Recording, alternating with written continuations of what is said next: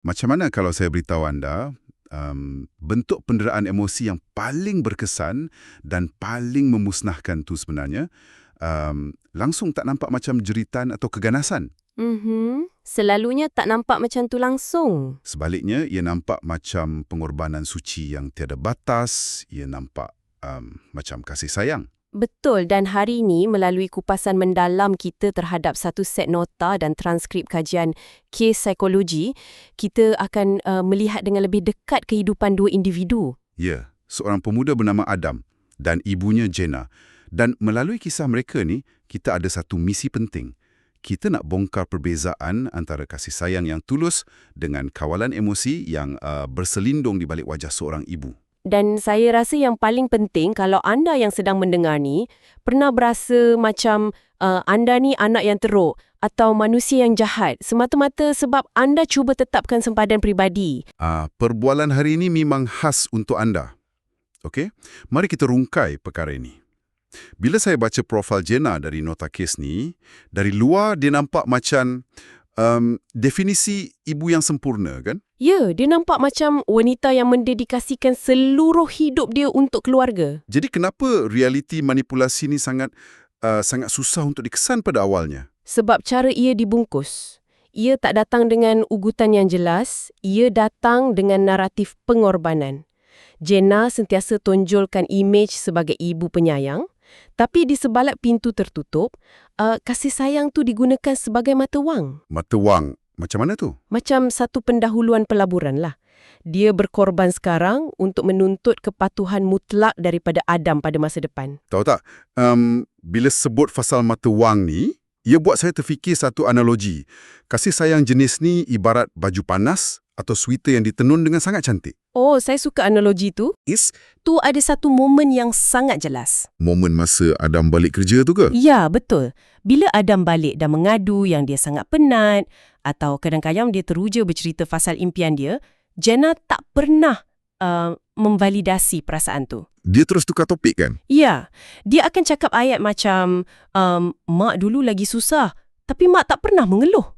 Wow, ayat tu saya rasa ramai antara kita pernah dengar versi ayat tu kan. Sekali dengar nampak macam nasihat biasa, macam nak bagi motivasi. Tapi apa sebenarnya impak psikologi pada Adam? Impaknya sangat merosakkan. Niat ayat tu bukan nak beri motivasi. Ia direka untuk buat Adam rasa kecil, rasa bersalah dan berasa tak layak untuk ada impian atau rasa penat. Jadi, otak Adam mentafsirkan perasaan penat dia sendiri sebagai satu bentuk pengkhianatan kepada ibu dia. Tepat. Bila ibu dia cakap macam tu, dia merampas baik ruang perbualan dan letak diri dia sebagai pengorban utama. Ini buat Adam terperangkap dalam apa yang kita panggil rasa bersalah yang kronik. Tapi tunggu sekejap. Mari kita jadi peguam bela sikit di sini. Bukankah lumrah seorang ibu untuk risau tentang masa depan anak dia? Macam mana kita nak bezakan ibu yang betul-betul risau dengan ibu yang sedang memanipulasi? Itu soalan yang sangat bagus. Perbezaannya adalah pada kuasa autonomi. Ibu yang risau secara sihat akan beri nasihat, tapi akhirnya dia sokong keputusan anak dia. Kalau ibu yang manipulatif pula? Dia akan merampas keputusan tu sepenuhnya, tapi tanpa nampak macam dia memaksa. Mari kita tengok contoh dalam kes ni. Masa Adam dapat tawaran naik pangkat tu. Tawaran kerja yang perlukan dia pindah ke utara tu. Ya, ini sabotaj kerjaya yang sangat klasik. Jenna tak pernah pun cakap jangan pergi. Kalau dia larang terang-terang, mesti Adam memberontak kan? Betul. Jadi sebaliknya, apa yang Jenna buat? Dia mula mengadu sunyi. Dia luahkan ketakutan yang dia mungkin akan mati sendirian di rumah. Dan dia mula bandingkan Adam dengan anak jiran yang sanggup tolak kerja besar demi jaga ibu di kampung tu. Ya, hasilnya Adam tolak tawaran kerja tu. Tapi bahagian yang paling menakutkan ialah Adam betul-betul percaya yang itu adalah keputusannya sendiri. Dia rasa dia yang buat pilihan tu. Ya, sebab manipulasi yang paling berjaya adalah bila mangsa rasa merekalah yang buat pilihan. Padahal mereka dipandu sepenuhnya oleh rasa bersalah atau guilt tripping tadi. Okey, katakanlah Adam cuba nak tetapkan sempadan. Katakanlah dia cakap, tak, saya nak pergi juga.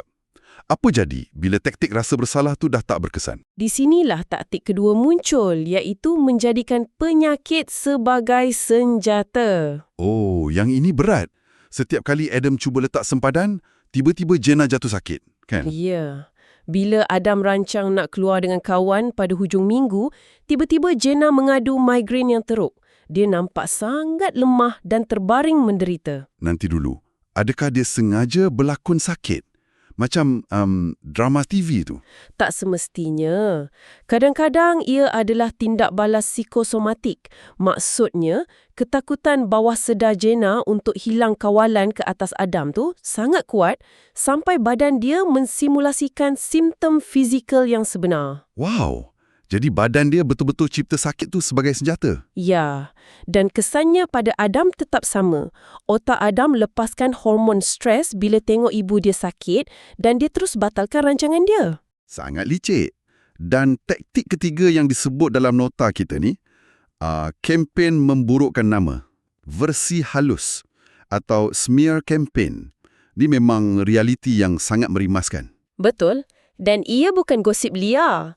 Jenna tak pergi menjerit kat saudara mara yang Adam ni anak derhaka. Kalau dia buat macam tu, nampak sangat dia yang bermasalah kan? Tepat.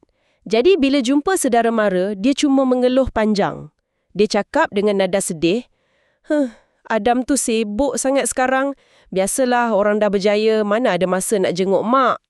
Jadi saudara mara yang dengar tu akan secara automatik jadi ejen pendesak. Mereka yang akan mesej Adam dan tegur dia. Ya, mereka akan suruh Adam hargai ibu sebelum terlambat. Jenna berjaya susun cerita supaya keluarga pandang serong pada Adam, tanpa dia nampak macam orang jahat. Di sinilah ia menjadi sangat menarik.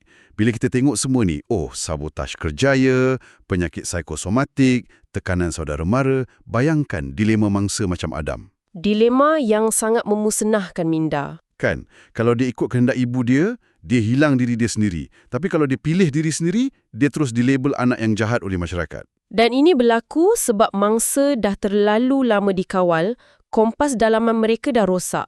Mereka tak dapat bezakan mana satu tanggungjawab sebenar dan mana satu manipulasi emosi. Jadi kepada anda yang sedang mendengar sekarang, pernahkah anda berasa menjadi watak jahat dalam cerita hidup anda sendiri hanya kerana anda nak bernafas dan buat pilihan untuk diri sendiri? Kalau pernah, ketahuilah bahawa rasa bersalah tu bukanlah bukti anda berbuat salah. Ia bukti empati anda sedang dieksploitasi. Okey, kita dah faham masalahnya. Sekarang macam mana nak keluar dari perangkap ni? Dalam nota eksekutif kita, ada 3 langkah praktikal untuk menyelamatkan diri tanpa rasa bersalah. Langkah pertama, sedar. Ya, langkah pertama bukan terus bertindak, tapi menyedari pola manipulasi tu. Dan konsep yang paling penting di sini ialah sedar bukan bermaksud benci. Maksudnya, kita masih boleh sayang ibu kita, tapi kita sedar corak komunikasi itu toksik. Betul. Ia cuma bermakna menyedari corak yang menyakitkan. Mengakui realiti ini adalah langkah pertama untuk bebas. Okey, bila dah sedar, langkah kedua ialah letak sempadan atau boundaries. Mulakan dengan perkara kecil. Contohnya, anda boleh gunakan dialog macam ni. Mak, saya faham Mak risau, tapi keputusan ini saya perlu buat untuk hidup saya. Tapi mari kita realistik sikit. Jadi apa sebenarnya maksud semua ni bila ibu mula melawan balik? Mesti ada tangisan atau ugutan sakit kan? Ya, anda mesti bersedia berdepan respons negatif. Bila anda mula bina sempadan, manipulator akan gandakan usaha mereka. Mereka akan merajuk, menangis atau tiba-tiba sakit dada. Macam mana nak hadapi situasi tu? Anda kena kekal tenang dan rasional. Anda kena ingat yang sayang tak bermaksud menyerahkan seluruh hidup anda kepada seseorang. Itu sangat tepat. Dan ini membawa kita ke langkah ketiga, iaitu dapatkan sokongan. Kenapa kita perlukan orang luar? Sebab mangsa yang dah lama dikawal akan anggap rasa bersalah tu sebagai perkara yang normal. Keluarga mungkin akan salahkan anda, jadi anda perlukan kawan yang matang atau kaunselor untuk beritahu anda yang apa yang anda rasa tu sah. Untuk ingatkan kita yang kita tak gila kan? Ya, tepat sekali.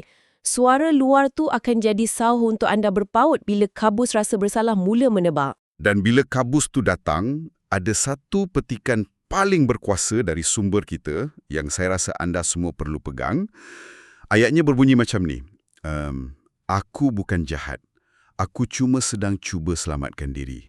Itu adalah mantra yang sangat kuat. Menyelamatkan diri bukan satu jenayah moral. Jadi, sebagai rumusan perbincangan kita hari ini, apa kesimpulan terbesar yang kita boleh buat fasal perbezaan kasih sayang yang sihat dan kawalan? Kasih sayang yang sihat sepatutnya memberi ruang. Ruang untuk membesar, bukan mengawal. Dan ia sama sekali bukan tiket untuk menentukan hidup orang lain.